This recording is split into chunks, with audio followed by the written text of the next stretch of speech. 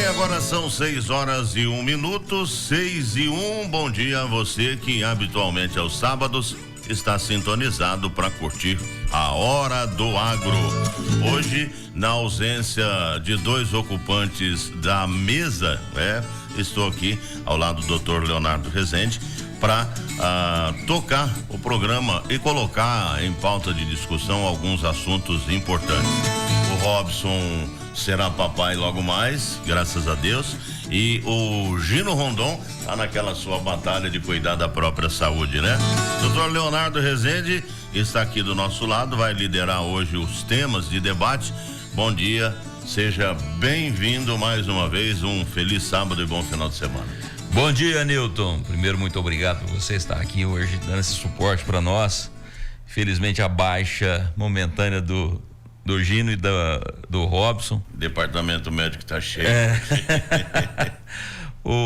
Mas duas situações bem diferentes, né? O Gino cuidando da saúde e o Robson esperando a chegada da Clara. Mona Lisa tá indo se já não estiver agora, já na maternidade, esperando a chegada da Clarinha.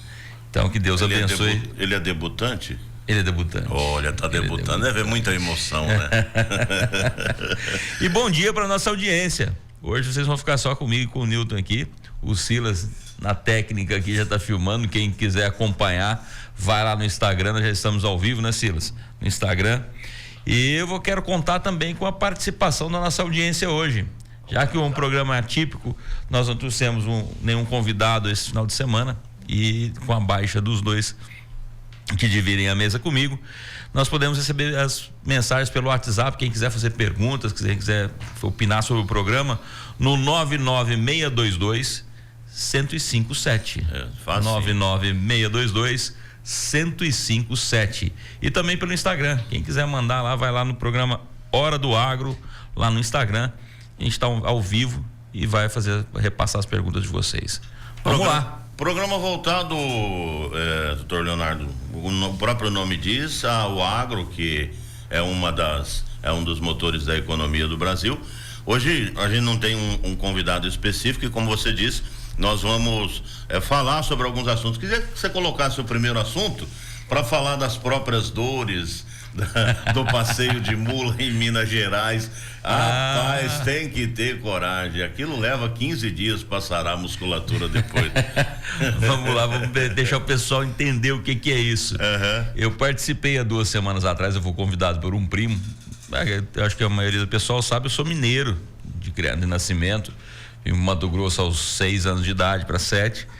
Mas como bom mineiro, a gente tem nossas paixões pelos animais, pelas mulas principalmente, o cavalo. E em Minas é o berço do cavalo machador, né? Do manga larga machador. Do Campolino. A raça Campolina também nasceu em Minas Gerais. E mula boa de sela geralmente vem de lá. E eu fui convidado pelo meu primo para participar de uma cavalgada que saiu de Araguari, que é minha cidade natal, para ir à Abadia dos Dourados, na capela de Nossa Senhora da Abadia, para receber a bênção lá. E 4 dias de cavalgada no lombo de uma mula. Agora você imagina, por mais que eu esteja acostumado a ir para fazenda aqui, eu não tenho andado tanto ultimamente a cavalo, por mais que eu participasse das provas de laço, enfim, nos tempos para cá eu tô meio parado com isso, mas eu fui lá nesse desafio e sofre, viu, Nilton? Não é fácil, mas é muito prazeroso, é gratificante você participar. Uma situação como essa, nós estávamos em 34 cavaleiros. 34, para você ter ideia, o mais novo devia ter, eu acho que era o Gabrielzinho, o mais novo, que eu fui descobrir depois, é filho é neto de um primo do meu pai, ou seja, meu primo. É seu primo. Pai, e o pai dele estava junto. Que idade tem o guri?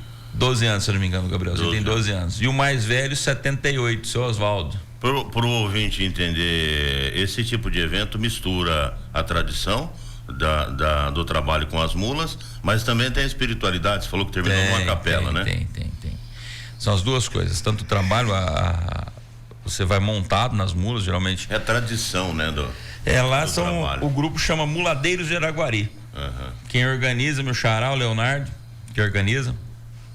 E conta com vários cavaleiros dos mais diversos tipos. Você tem quem trabalha no campo mesmo, quem trabalhador rural, administrador de fazenda, você tem quem não trabalha com nada do campo, tem bancário, tem juízes, na verdade nós tínhamos 3 juízes na turma, advogado, enfim, dos mais diversos tipos de profissionais, mas todos ali com a mesma paixão, os muares. E, lógico, a fé em Nossa Senhora da Abadia.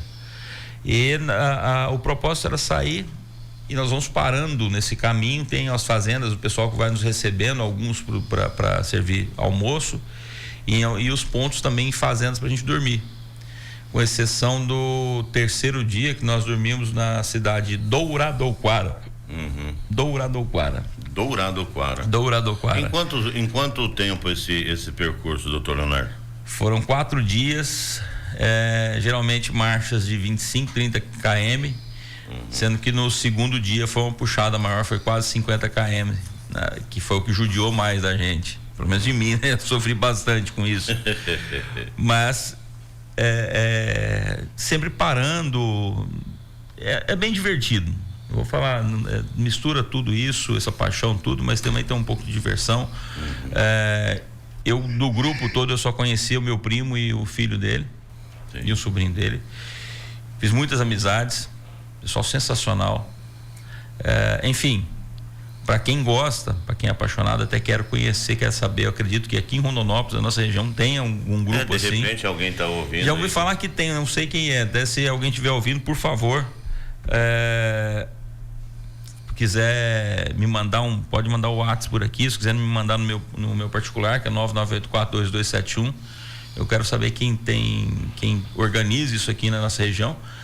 E não só para participar, de repente pode vir aqui no programa também, seria uma baita de entrevista, imagina, contar como é que tá essa equipe que faz a organização aqui em Rondonópolis, porque a história realmente você viaja pelo campo. Eu já escutei uma conversa aqui, como eu tenho contato com a zona rural por causa do programa Caipira de segunda a sexta, da tradição do carro de boi. O pessoal daqui ainda não tem, digamos assim, um encontro, uma festa específica, mas tem muita gente cultuando, reformando o carro de boi, com canga nova. Esses dias alguém estava brincando aqui que alguém foi não sei para onde lá para ajudar a dar um acabamento na canga, que puxa não sei da... É também outra tradição, inclusive Minas Gerais, né? Minas Gerais tem uma história monumental de Minas carro também de boi. Tem, Goiás, Minas, tem muito. Aqui em Rondonópolis a gente geralmente vê quando tem a cavalgada, né? Sempre tem um grupo que participa.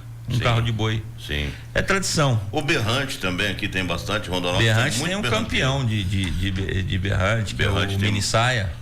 Tem um monte de berrante. Eu tenho uns 2 berranteiros de manhã, o Djalma inclusive tá vindo todo dia. Aí ele manda bom dia no berrante e tal, faz os toques diferentes. É muito legal, É tradição nossa. A cavalgada da Expo Sul, ela tem a cavalgada tradicional de Rondonópolis, também tem esse objetivo, né? De reaver essa cultura, de manter isso, de mostrar para as atuais gerações que, ainda que hoje não seja mais um instrumento de trabalho, existiu. O carro de boi era o transporte em determinadas épocas para puxar o café dali. Também é esse o objetivo, né? Esse é o objetivo também. O carro de boi tem vários usos, né? Não era só, você não usava os bois só para puxar o carro, para simplesmente você puxar o milho, o café. Tem também na nossa região aqui, na região da Pedra Preta ali, eu lembro de história dos bois serem usados para puxar toras de madeira.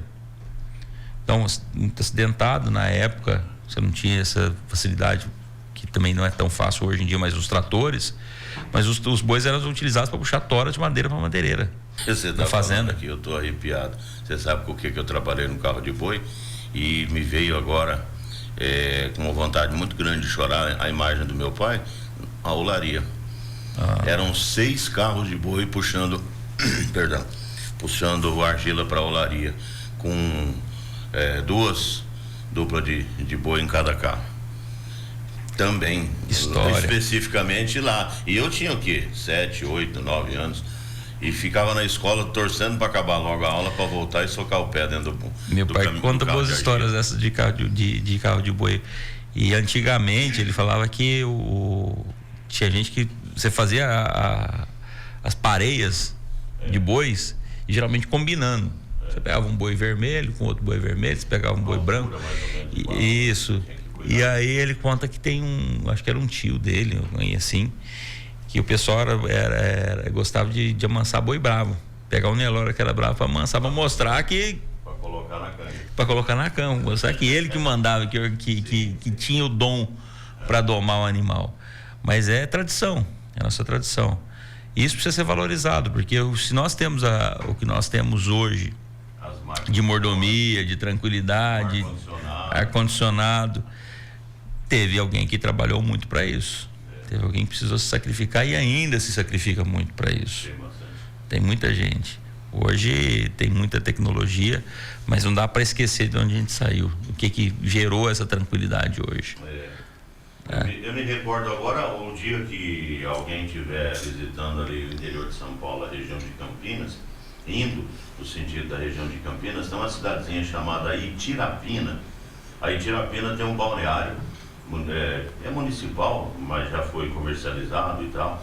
É um balneário do Broa, ou Represa do Lobo, é uma coisa assim. E na entrada tem uma série de estabelecimentos comerciais estrategicamente montados ali que vendem móveis antigos. Os caras trabalham com um móvel de demolição, madeira de demolição. E meu amigo, do lado direito, eu imagino que 1 quilômetro antes da entrada do balneário, tem uma coleção de carro de boi que é de Nossa. Em quem ama. De tudo quanto é tamanho que você pode imaginar. E o cara deu assim, esse carro foi fabricado em tal ano, assim, trabalhava na roça de milho, na cidade de Votuporanga. Ele fez anúncio na rede social, logo que começou. Ele saiu arrecadando, ele fez a arrecadação muita gente doou para ele, porque é com o objetivo de pôr no museu. Mas é um número tão grande que tem gente que vai lá, pessoas tradicionais que tem a fazenda, aí constrói uma casa nova na fazenda, o que você vai fazer? Você vai colocar um carro de boi, né, no jardim, na entrada, vai enfeitar, um monte de gente vai lá e compra e vende carro de boi para esses caras. É uma família grande. Até o terreno de cima, do lado direito da estrada, eles tiveram que comprar para colocar esses carros de boi. Que bonito. E Tirapina chama a cidadezinha, da estrada de Tirapina, da SP 294 até o balneário do Broa, que vai ali para o sentido Rio Claro, com um acesso alternativo a Rio Claro. Voltando a falar das cavalgadas, a gente conversava antes, você estava contando também de uma cavalgada no interior lá de São Paulo. Conta pra gente de novo aí. Você estava me contando. As cavalgadas, que eu estava te falando dos muladeiros de Santo Expedito. De Santo Expedito. No entorno do dia de Santo Expedito, nós temos ali. É uma região que fica entre Marília e Presidente Prudente, na região identificada como Nova Alta Paulista. Tem uma cidadezinha, quem quiser procurar nas redes sociais, Santuário de Santo Expedito, São Paulo. E ali em volta, muitas cidades organizam. Nós temos, por exemplo, em Parapuã, que eu conheci de perto, até trabalhando no rádio lá com o meu compadre Samir, que na época era o mandão lá, o dono do comando da maçonaria, e a maçonaria tinha uma rádio comunitária muito forte, que inclusive agora está reabrindo. Eu trabalhei com eles muito tempo, e eles fizeram a organização dessa Associação dos Cavaleiros de Santo Expedito. Então se viaja, dependendo da distância da cidade, imagino que Parapuã, lá, Santo Expedito, vai dar em torno aí de uns 70, 80 quilômetros. Aí lembro muitos amigos, inclusive um faleceu recentemente em acidente de moto, o Neto Jimenez, o Domingão Bombeiro também, que faleceu recentemente num acidente com motocicleta, o Toninho, e eles fazem de diversas cidades ali do entorno, até 160, 170 quilômetros, uma cavalgada que precede o dia de Santo Expedito. A gente tem, por exemplo, costume de rezar, como católico, a gente reza o tríduo, que são 3 dias de orações antes do dia do santo. E eles fazem a caminhada e vai rezando o terço. Lógico, chega à noite, tem um sanfoneiro para um baile, as meninas, os casais dançam e tal, mas aí no dia de Santo Expedito, e lá se criou, ninguém entendeu até agora, por que se criou o costume da carona nos cavalos, nas mulas. No dia da chegada. Muita família leva as crianças para lá só para fazer esse passeio, que depois no dia depois da missa, depois do almoço, antes do almoço, entre a missa e o almoço tem a cavalgada, que passa por todas as ruas da cidade e volta para o santuário, ali no Largo do Santuário, tem uma igreja gigantesca lá, 2 padres capricharam no serviço, aí se faz essa cavalgada e, por exemplo, o doutor Leonardo tá lá, com a mula riada, obrigatoriamente você tem que levar uma criança para ser abençoada junto, 1, 2 crianças, e normalmente se prefere levar por exemplo, não seu filho, seu sobrinho, outra criança, e o seu sobrinho vai na montaria de outra pessoa. É uma muito linda, lógico. Por exemplo, você pega um cara completamente desguarnecido de porte físico e de condicionamento como eu, 3 dias de cavalgada que vai chacoalhando tudo, você chega lá tudo assado, tudo é difícil, mas e une também, isso como você falou lá de Minas Gerais, é uma união entre a espiritualidade, mas também a tradição, porque aquela região tem hoje muitas grandes cooperativas, e eu destaco aqui a CASU, a cooperativa dos cafeicultores do estado de São Paulo, que ainda mantém a tradição de trabalhar com café, de oferecer produto de qualidade para o mercado. A CASU hoje tem eu acho que tem um dos 3 ou 4 maiores grupos mais competentes de classificadores de café. Vem o arábica, tal, o cara põe na água fria lá, bebe, puxa e faz, e eles trabalham com isso. Então aquela região, a gente costuma dizer, e eu fiz, acho que uma vez eu fiz a apresentação do evento Santo Expedito, a gente costuma dizer, aquela é uma região que foi construída no lombo de mula e de burro, e de carro de boi, e de carroças e tal. Ela, porque um detalhe curioso que você colocou, ela é muito geograficamente muito acidentada. Mesmo quando chegaram os tratores, tinha lugar lá que a gente brincava, que se só sobe a cavalo ou no carrinho. O trator não entra, a caminhonete não entra, o carro não entra, não tem. Hoje, com as máquinas mais modernas, pode até ser que entra, tem uns aí que sobe escada, mas essa história, e o curioso de tudo isso, né? Se criou isso em torno de uma cidade que se chama Santo Expedito, que, para quem não sabe, era um militar romano que foi martirizado porque não abriu mão da sua devoção, do seu amor a Jesus Cristo. E o imperador falou, quem se declarar cristão, pescoço. Morreu. E ele morreu. E tudo isso, para dizer que é tudo isso em cima da fé também, uma tradição misturada com a fé. Tem muito de fé nessas cavalgadas. E realmente você falou, não é fácil. E para quem está em casa e não entende a diferença, fala assim, mas cavalo é tudo igual, burro é tudo igual. Aí você vê a diferença. Quando você monta para ficar 4 dias em cima do animal, você vê a diferença de um animal bom de sela, que a gente fala, um animal macio. O adestrador consegue ensinar essa não, diferença? A marcha faz diferença, mas a marcha não, isso é de natural. raça. Pode dar uma apurada? Pode, dependendo se ele já tiver propensão a isso, sim, mas em regra não. Você tem alguns animais que têm um trote mais macio, mas geralmente o manga larga, o campulina, eles são animais que são próprios para isso, próprios para marcha, que são de raça brasileira. E aí você faz o cruzamento dele com o moar, vai sair a mula, o burro bom de sela. Certo. E por que burro e mula? Porque são mais fortes, mais resistentes. E eu ouvi outro dia um produtor falando, o animal, o cavalo, o burro nunca vai ser substituído. E eu tenho que dar razão para ele. Em terras planas, assim, que você não tem muitos obstáculos, você pode usar uma moto, um quadriciclo. Mas em terra acidentada, você não tem como deixar você abrir mão do animal. Você nunca vai deixar de ter isso. E aí você tem que escolher o tipo de animal que você quer. Então faz diferença, sim, se o animal é de marcha, se o animal é de trote, se o animal é de lida. E para finalizar, o ano que vem estamos preparando, o pessoal está preparando para ir de Araguari a Trindade, Goiás. E é a pernada maior. De 8 a 10 dias, vamos ver. Pensando nessa daí, se for, tem que começar a preparar antes. Fazer um condicionamento físico. Tem que fazer um condicionamento físico para as pernas, para a assadura, preparar, porque não é fácil. Para quem acha que isso é fácil, não é não. Vamos ver aqui que o Mizão também é uma pessoa tradicional aqui da cidade, tem uma história. Ele hoje é deficiente visual e tal, mas tem também as suas histórias para contar sobre essa história. Fala, Mizão, bom dia. Bom dia, Mendonça. Bom dia, doutor Leonardo, que é a Mizão. Bom dia. Doutor, a gente vê em cavalgada muitos, né? Aqueles boizão bonitos para passear.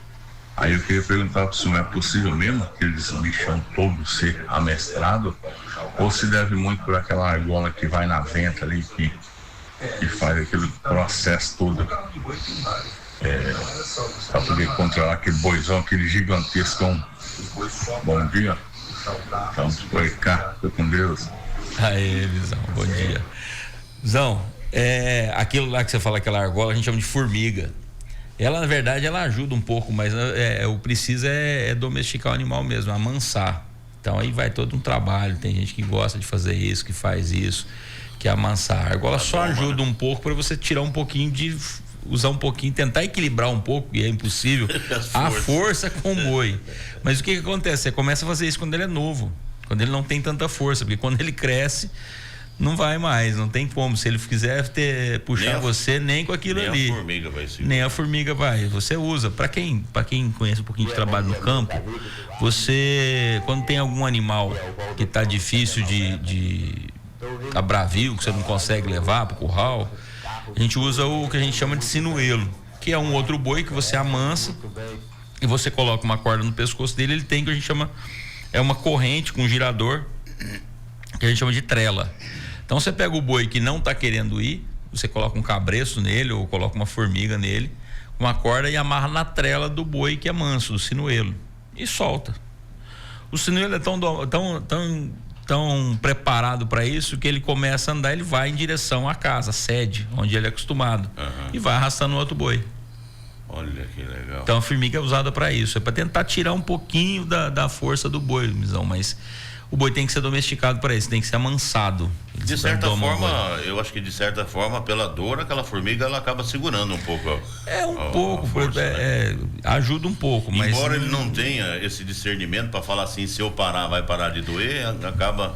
Nilton, é igual, não sei se você já viu essa parábola do elefante. O menino chegou no circo, tinha um elefante amarrado com uma corda no pé, amarrado num pedacinho de pau. Um elefante enorme, com a força que o elefante tem. E aí ele perguntou pro adestrador: esse elefante não foge, não? Eu falei: não. Mas essa cordinha? Eu falei assim: não foge. Porque quando ele era pequenininho, a gente amarrava ele não tinha força. Então, tanto ele tentar, um dia ele desistiu. Então ele olha para essa corda hoje, ele acha que ele não dá conta. Então, mais ou menos isso. O boi você vai ensinando ele quando ele é pequeno, vai treinando ele.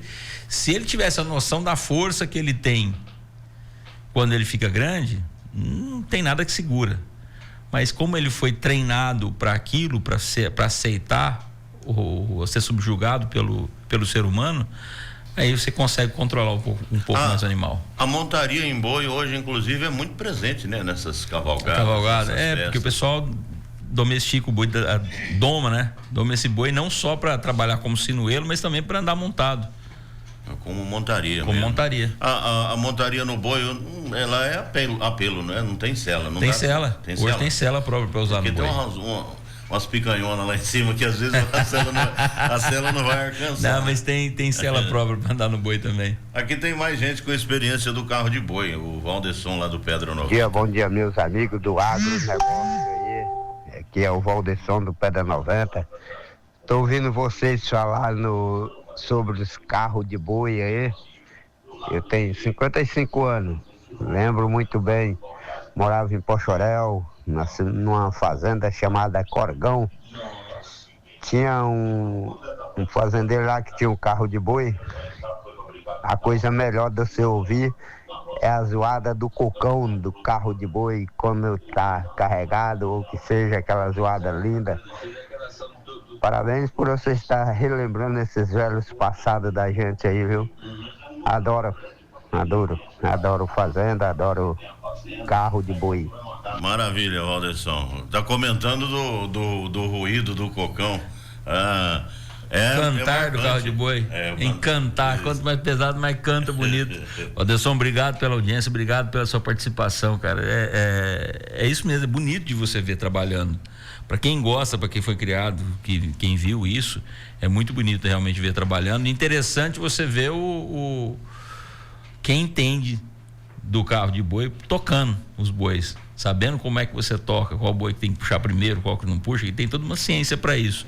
Eu não entendo muito bem, mas já vi trabalhando. Pura e simplesmente. Não é chegar a gritar o boi, não, é ferrão, diferente. E tem gente que vai com ferrão na mão, acha que é o bichão. Não é só ferrão, não, é o boi que vai puxar primeiro, se é o boi da frente que vai puxar, se o boi começa a escorar, saber quando é que você manda, quem que você manda primeiro, você manda o boi da frente, você manda o boi de trás, quem que firma, enfim. O meu pai usava uma simbologia do técnico de futebol, que tem que colocar cada jogador na posição adequada. Acho que é mais ou menos isso, né? É mais ou menos por aí.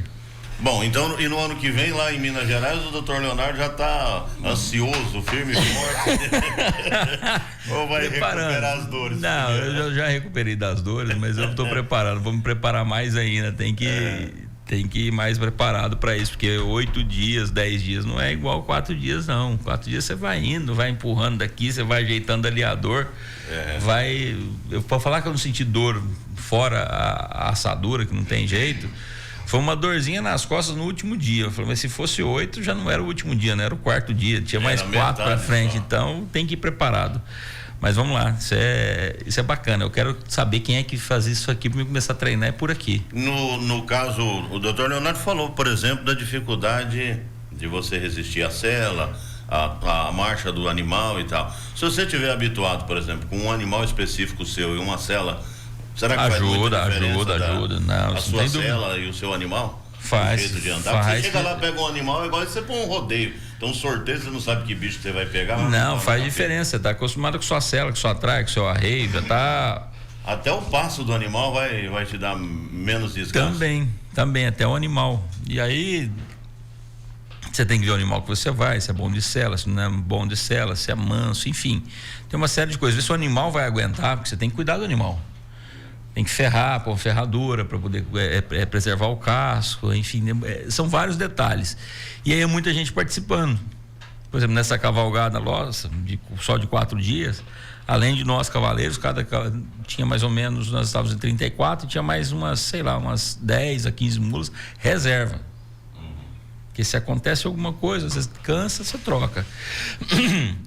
Tinha o pessoal da cozinha, tinha um cozinheiro, tinha um motorista do caminhão que levava a cozinha e tinha mais um que ia com o carro com as bebidas e com o lanche, a gente tinha as paradas estratégicas no meio do caminho, enfim.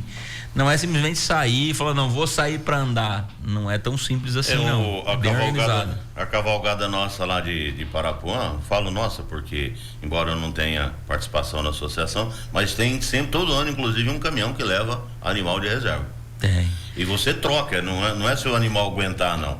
Chegar lá na primeira parada, eu tiro a montaria branca do caminhão, selo ela e coloco o outro bicho dentro do caminhão. No caso dos 4 dias lá, até que não precisava, a gente trocava. As paradas dá para descansar bem. Dá para descansar bem, a gente não vai assim na toada muito apertada, a gente vai mais tranquilo.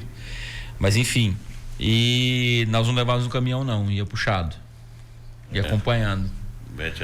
Mas é muito bacana. Isso aí, pra quem não conhece, dá uma procurada aí. Quem quiser conhecer, dá no Instagram da Igreja Nossa Senhora da Badia, lá de Dourados. Também muito bonito. Fomos recebidos em Douradoquara pelo padre da cidade, lá na igreja também. Fomos abençoados, foi muito emocionante. Depois, no último dia, lá em Badia dos Dourados, também fomos recebidos na praça da Igreja Nossa Senhora da Badia. Muito bonito também, fomos todos abençoados. É marcante. Aqui tem no Instagram, tem uma prévia aqui da conta Santuário Abadia dos Dourados. Essa é da nossa turma. Pode olhar que tem as imagens da nossa turma lá. No Santuário da Abadia dos Dourados. Quem quiser, entra no Instagram lá, tem. Frente da imagem de Nossa Senhora e tudo. Tem cavaleiro que faz essa caminhada para levar lá e fazer uma promessa para ela. Teve um amigo nosso colocou também. Colocou um remédio lá específico. Uma caixa de um remédio pedindo a benção dela para que. Então, legal. É muito bacana. Vamos faturar a primeira vez e depois a gente já foi meia hora. Quem tiver mais histórias, quiser participar do programa, quiser fazer perguntas também, alguma coisa de repente pela falta de costume, de hábito mais constante da cavalgada, doutor Leonardo, mas tem o conhecimento que ele pode responder e os depoimentos também, né, de quem já viveu isso. O Valdesson falou, o Mizão falou. Eu me lembrei emocionado aqui do carro de boi que a gente usava no Barreiro da Olaria, na reserva de argila. Pode mandar 66996221057. Quem quiser participar é só entrar em contato aqui, pode mandar a sua mensagem também. A gente está fazendo uma triagem, tem algumas mensagens que não tem muito sentido e tal, mas o que é relacionado ao assunto, e depois a gente fala de outros assuntos também. Vamos para o intervalo agora. Você se lembra o que estava fazendo 20 anos atrás? Teve algo que você plantou e hoje colhe os frutos de tanto esforço e trabalho? Em 2003, nós plantamos as sementes da Fertimig Fertilizantes e depois de algumas colheitas boas, vendavais, dias chuvosos e ensolarados regados de muito trabalho e dedicação, crescemos fortes, sólidos, com uma adubação adequada e nutritiva para superar qualquer tempo ruim. Temos orgulho e gratidão de ter você como parceiro e de ajudar a promover a fertilização da produção de alimentos do mundo. Grupo Fertimig. Forte, como sua lavoura deve ser. A Nutripura está tornando a pecuária do futuro uma realidade no Brasil. Hoje, trabalhamos lado a lado com as fazendas mais produtivas, lucrativas e sustentáveis do país, provendo consultoria, produtos e serviços inovadores. A importância da Nutripura, que a gente vem acompanhando já ao longo dos anos, mais de 2 décadas de trabalho da Nutripura, nós observamos o cuidado que eles têm ao divulgar os seus trabalhos, os seus ensaios, os seus estudos, os seus produtos para os clientes, para os pecuaristas de todo o Brasil. E isso é muito importante quando você atesta, quando você aprova os trabalhos dentro de casa para você levar para os produtores. Guilherme Tonhar, diretor comercial na Estância Bahia Leilões, parceiro da Nutripura. Juntos, vamos mais longe. Vamos mudar de assunto? Tem alguma coisa específica em termos de pauta? São diversos aqui, até essa época do ano é bom lembrar o pessoal aí que às vezes não está lembrando, que é sempre bom lembrar na época do imposto de renda, né? Verdade. Quem não fez sua declaração de imposto de renda ainda, corre para fazer. Quem tem que levar as coisas pro contador, leva, gente. Eu que sou de família de contadores, vejo quanto que é o sofrimento lá, ficar cobrando documento. Eu mesmo, meu pai vive, mas Leonardo, você não trouxe o documento ainda. Então, vamos ajudar os contadores aí a fazer o imposto de renda, gente. Vamos levar a documentação para eles, vamos cuidar. E senão depois fica ruim. Termina agora, no final de maio, né? 30 de maio, né? 30 de maio termina. É 30 de maio, né? 31. 31. É final de maio. Então leva agora, leva essa semana, não deixa pro último, não deixa pra última semana não. Vamos colaborar. A gente tem o costume, né? Depois eu levo, depois eu faço, depois eu junto. Também, e tem que olhar, deixa eu ver se eu acho aqui. Tem um material que está sendo divulgado pela nossa primeira dama do município, que é para destinação, salvo engano, de 3% do valor do imposto de renda para entidades. Não, o imposto de renda geral, para entidades da nossa cidade, para as entidades beneficentes, que você pode destinar na hora de fazer a declaração de imposto de renda. Você pode fazer destinação de parte desse imposto para atender a população, as entidades da nossa cidade. Certo. Beneficentes. Então vale a lembrança. É nacional, né? Sim, é nacional, mas você pode destinar. Ela acaba sendo fomentada, digamos assim, essa prática individualmente por cada cidade, por cada associação, por cada instituição, porque é um dinheiro que vai para o estado e que pode ficar aqui na associação. Exatamente. Lembra vocês vão lembrar, semana passada o Chiro Nishimura, foi nosso convidado, estava falando lá nos idos de 1970, 1980, da Sudã, em que você poderia destinar parte do dinheiro do imposto de renda, 25% do dinheiro do imposto de renda, para compra de fazenda e desenvolvimento de áreas rurais aqui para Mato Grosso, Pará, ou seja, que era um programa para desenvolvimento do Brasil, do interior do Brasil. E agora seria no mesmo sentido, só que agora 3% você pode destinar para entidades beneficentes. Aqui os tem conselhos municipais da criança, do adolescente, do idoso, acredito eu. Idosa. Imposto Solidário 2025 chama a nossa campanha. Imposto Solidário 2025. Isso é importante. A iniciativa tem como objetivo incentivar a população a destinar parte do imposto de renda aos fundos municipais que beneficiam crianças, adolescentes e idosos da cidade. Prazo de doação vai até 30 de maio. De acordo com o prefeito Cláudio Ferreira, A destinação não apresenta nenhum custo adicional para o contribuinte. Importante lembrar isso, né? Não tem custo nenhum. Primeiro você vai tirar, em vez de você pagar pro leão, pro imposto de renda, você está destinando isso para nossa região. Tá. Segundo o prefeito, existem 2 fundos muito importantes para os quais o interessado pode destinar parte do seu imposto de renda: o fundo do idoso e o fundo da criança e do adolescente.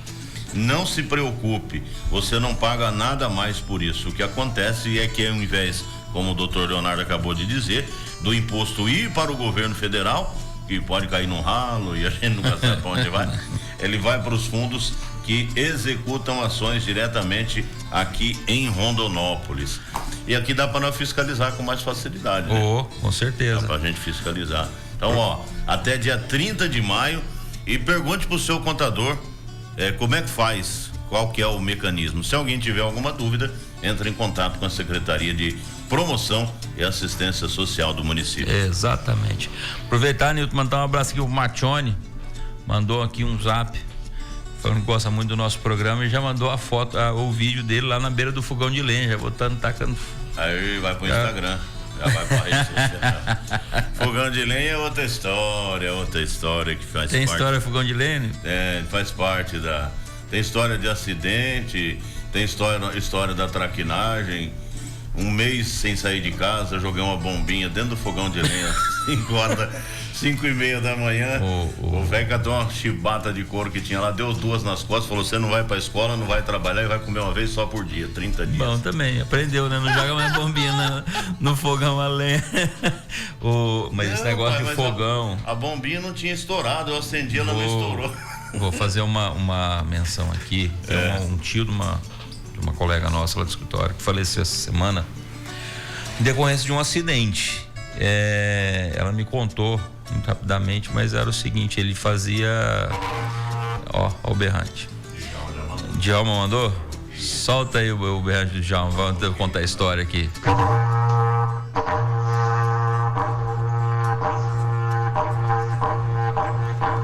Aí, garoto. É fraco não, obrigado, Djalma. Voltando aqui nesse assunto, até para chamar atenção, às vezes a gente já viu algumas histórias de pessoas que sofreram um acidente com queimadura, acendendo churrasqueira, acendendo fogão, e essa que aconteceu foi ali em Rio Verde, Mato Grosso do Sul. Ele fazia linguiça e usava o defumador. E foi acender o defumador com álcool e veio nele e estourou. E teve queimaduras diversas e foi internado e a coisa foi complicando, enfim, veio a óbito ontem.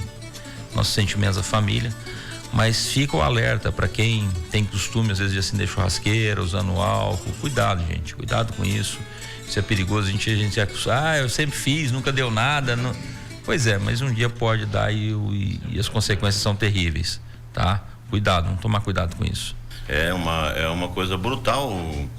Eu lembro, eu tava falando agora há pouco da bombinha que eu joguei dentro do fogão de lenha e meu pai me cortou na chibata lá. Eu devia ter o quê? 9 anos. Naquela época, nós tivemos acidente com fogo de artifício também, as brincadeiras com bombinha. Sabe o que a gente fazia? Roleta russa de bombinha. Acendia e ficava jogando um pro outro. A bomba estourou na mão do Toninho, ele perdeu 3 dedos.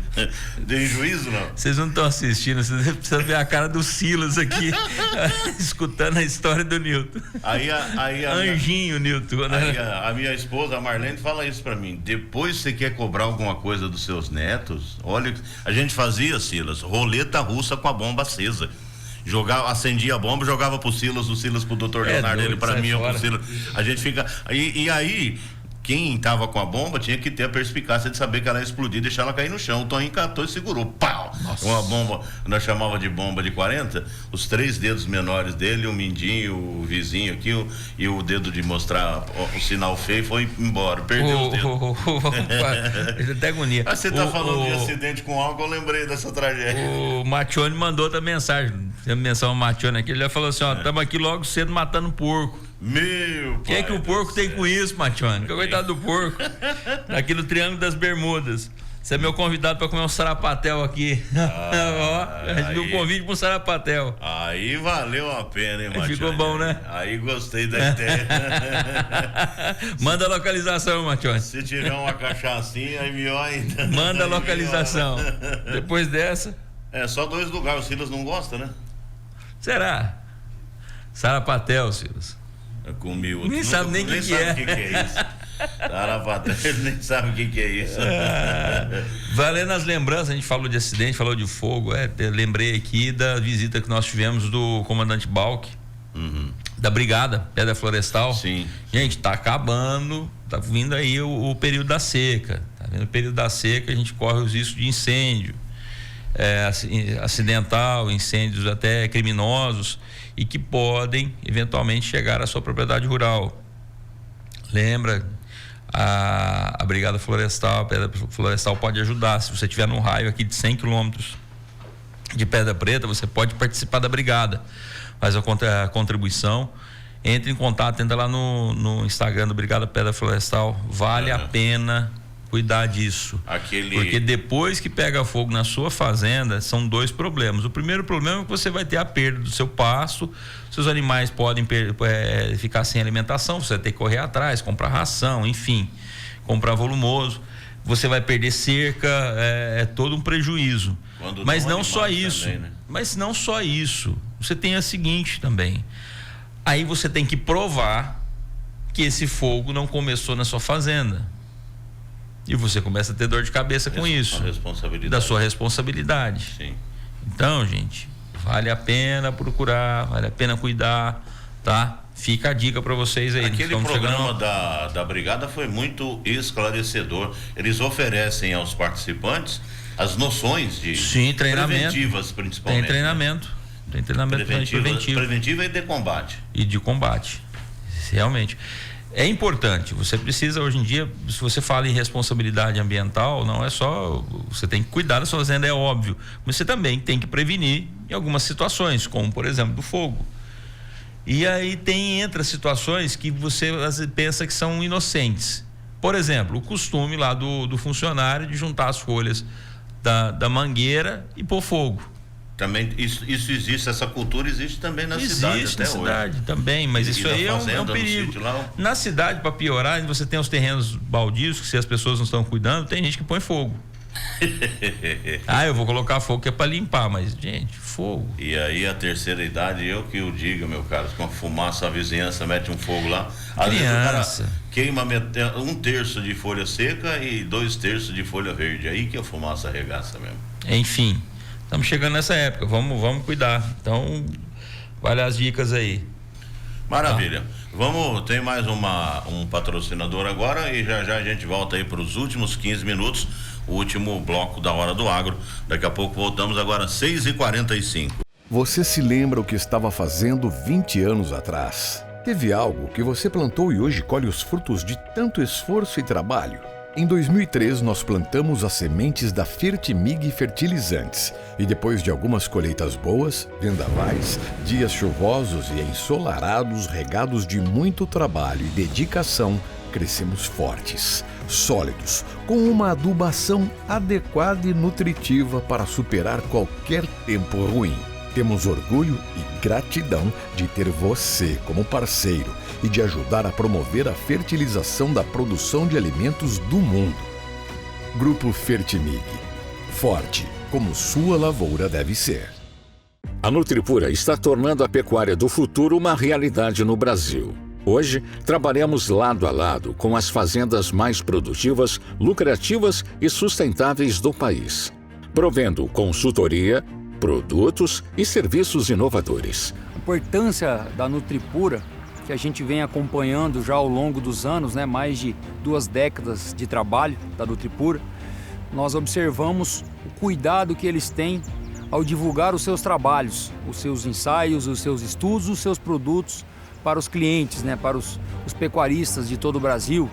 E isso é muito importante quando você atesta, quando você aprova os trabalhos dentro de casa para você levar para os produtores. Guilherme Tonhar, diretor comercial na Estância Bahia Leilões, parceiro da Nutripura. Juntos, vamos mais longe.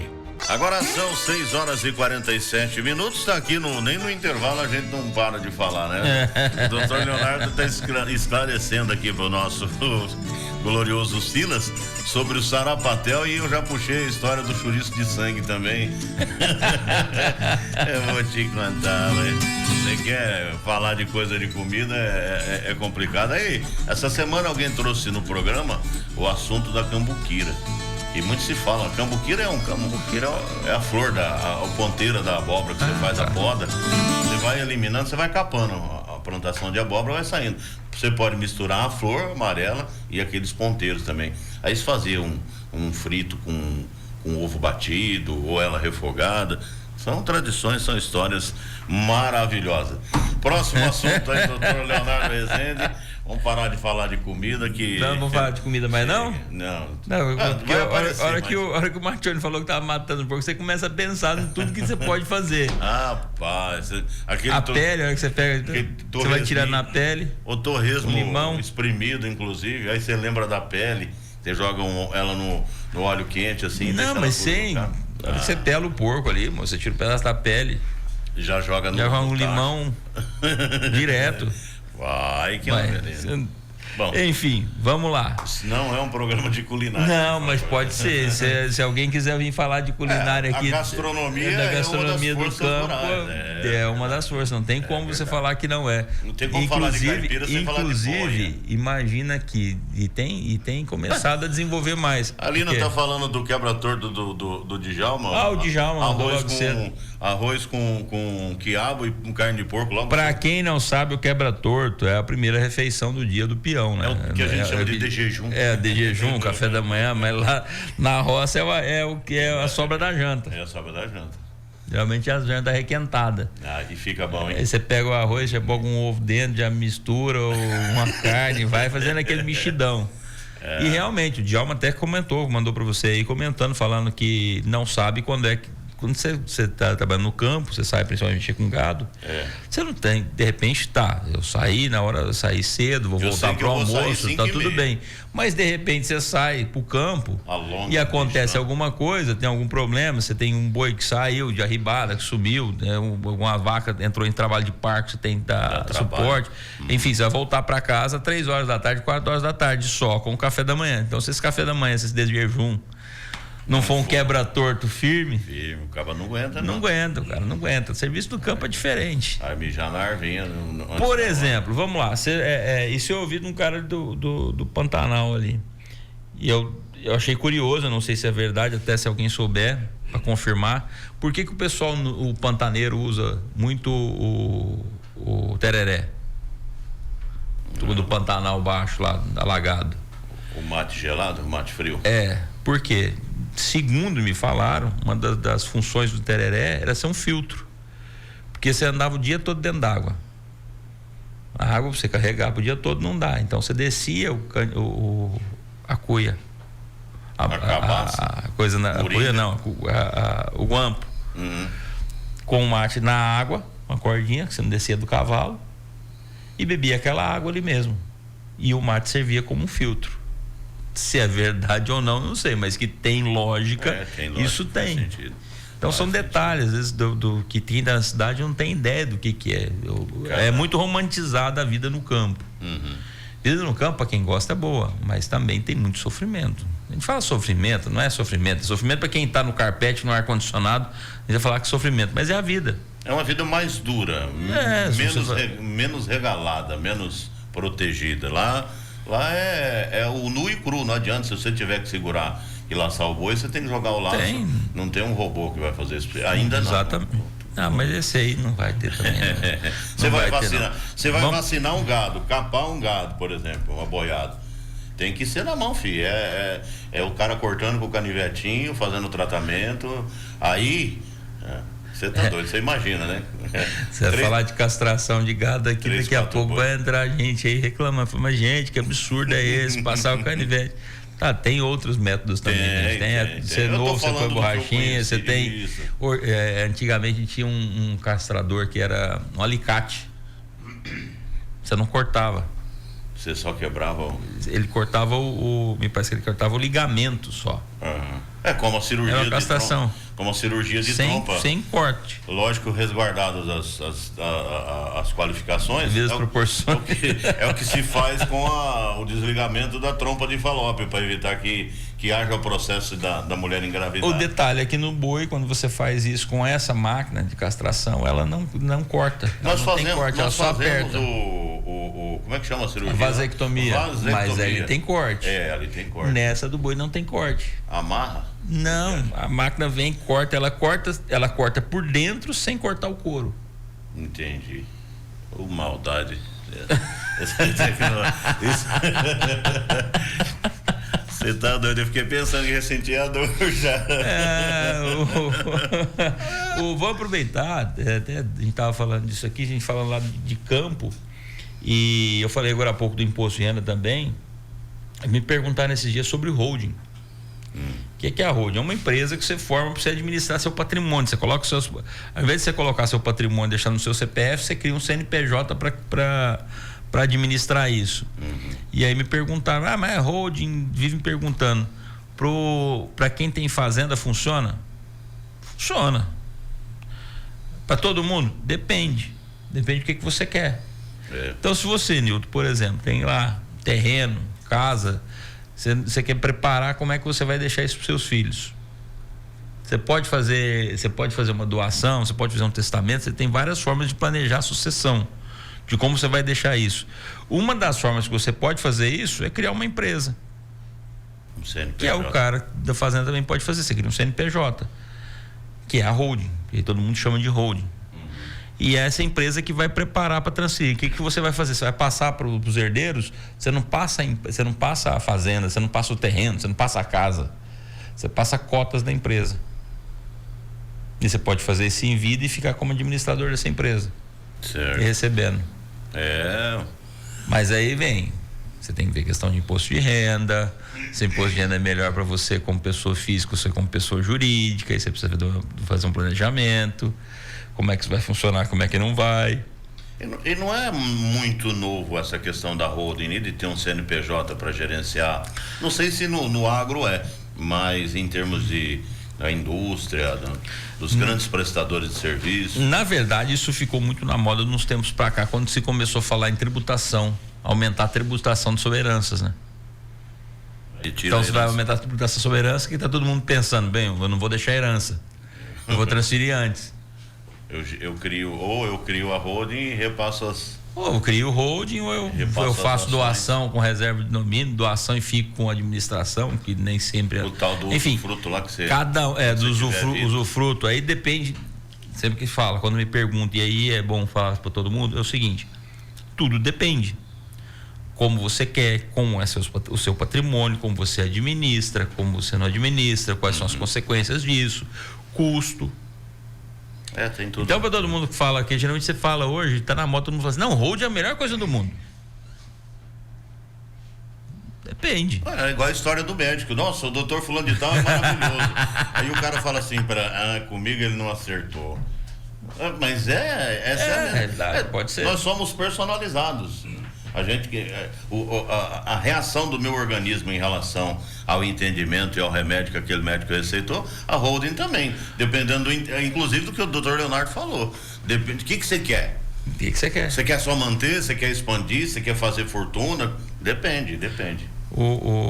Igual a gente tava falando, você estava falando da linguiça de chouriço.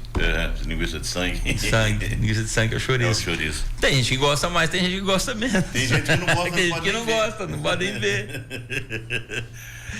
A gente fala muito de algumas comidas específicas, né? Pergunta: quiabo, jiló. Você tem ideia? Tem gente que não pode nem ver. Você tem ideia? Eu não sou muito fã de quiabo.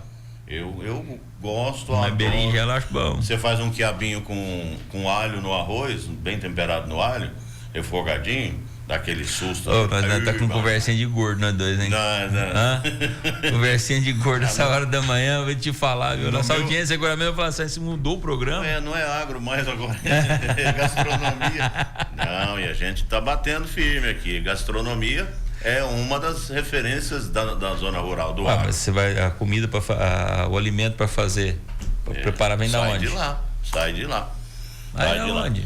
É igual a história de comer soja. Eu escutei uma conversa atrapalhada uns 10 anos atrás de um esquerdista que falava: não adianta, por que você fica plantando soja? Você come soja? Eu falei: eu vou comer soja para mostrar para esse cara. Aí levei para ele a soja torradinha, no salgadinho, a soja feita como feijão, como sopa. Rapaz, além do que, quantos milhões de empregos a soja não gera? Você fritar, você usa o quê? Óleo de soja. Ou eu, no caso, o meu banho de porco. Banho de porco, mas tudo bem. Mas se fosse todo mundo fosse usar banho de porco. Não, mas hoje. Haja porco no mundo. Isso, exatamente. E hoje é a regra. E o óleo de soja ainda é, de longe, o mais produzido, o mais consumido, é o mais defendido. Proteína de soja? Proteína, tem um monte de coisa, Bom, enfim, deixa pra lá. Estamos chegando na reta final, né? Chegando. O Edu já chegou ali. 2 minutos e meio agora para 7. Vou aproveitar esses 2 minutos e meio. Primeiro, agradecer você mais uma vez, Nilton, e o Silas. E eu achei que ia ser mais complicado esse programa sem o Gino, sem o Robson, sem um entrevistado aqui. Mas você, te falar, carregou. Obrigado, tá? Valeu. Você tá junto, pelo seu apoio, pelo bate-papo extremamente agradável. Espero que nossa audiência tenha gostado tanto quanto eu gostei. Em relação ao agro, na verdade, assim, todo mundo. Eu tenho 28 anos de rádio jornalismo, mas essa raiz do programa Caipira de Manhã, isso já vem. Eu falei aqui sexta-feira outra vez, com 7 anos de idade, eu brincava de fazer rádio na máquina de costura velha da minha avó. Fazer rádio? Eu escutava lá na Rádio Clube de Tupã, o compadre Geraldão, o Inho Bigode, o Paiozinho, e eu ficava brincando como se eu tivesse. Então, o radialista, o jornalista, tem o sangue caipira na veia, não adianta. Tô falando pra você, eu andei de carro de boi na olaria. A gente puxava argila para levar para a olaria, depois a roça de milho. Eu tive o meu arrendamento, que eu não tinha terra, a família não tinha terra, mas com 11 anos de idade eu tinha o meu primeiro arrendamento de amendoim. Eu levava 2 carrinhos de peão para carpir o amendoim na enxada, para passar meia lua, para colher no balaio, na peneira. Então a raiz do agro que eu tenho é verdadeira, não é pequena não. Não tem como fugir, né? Colher o feijão no meio do amendoim antes, porque o feijão fica pronto para colher uns dias antes, 15, 20 dias antes, 3 semanas. Então você passava a cortadeira no amendoim e vinha tirando o feijão que ficava plantado. O homem entende. Aqui tem, como dizia o Ratinho, aqui tem café no bule. Tem café no bule. Aqui tem, que você citou aqui, tem tererê na guampa. Tererê ou tereré, não sei. Foi ótimo. Obrigado mais uma vez. Obrigado mais uma vez. E aí vou deixar aqui mais uma vez meu registro de melhoras pro Gino, tá? Se cuida, Gino. Dona Edna, se cuidem, melhoras para vocês. E Robson, Mona Lisa, que Deus abençoe. Clara. A Clara que tá chegando, tá? Não sei se já chegou ou se tá chegando, mas que Deus abençoe. E deixo para vocês, para nossa audiência, uma semana abençoada. Que Deus abençoe a todos vocês. Um grande abraço. Aproveitar o gancho aqui, lembrar que no afastamento de saúde aí do Gino, amanhã, meio-dia, tem o programa Gino Rondon em alto estilo, e eu vou estar aqui apresentando no lugar dele, com 3 convidados, falar de lançamento de livro. Nilton Rondon. Quem sabe um dia eu chego lá. Falar de lançamento de livro, falar da Academia de Letras do município. Um abraço a todos. Obrigado, doutor Leonardo. Valeu mais uma vez. Alô, Silas. Pesquisa lá depois, Sarapatel, tá? Sarapatel.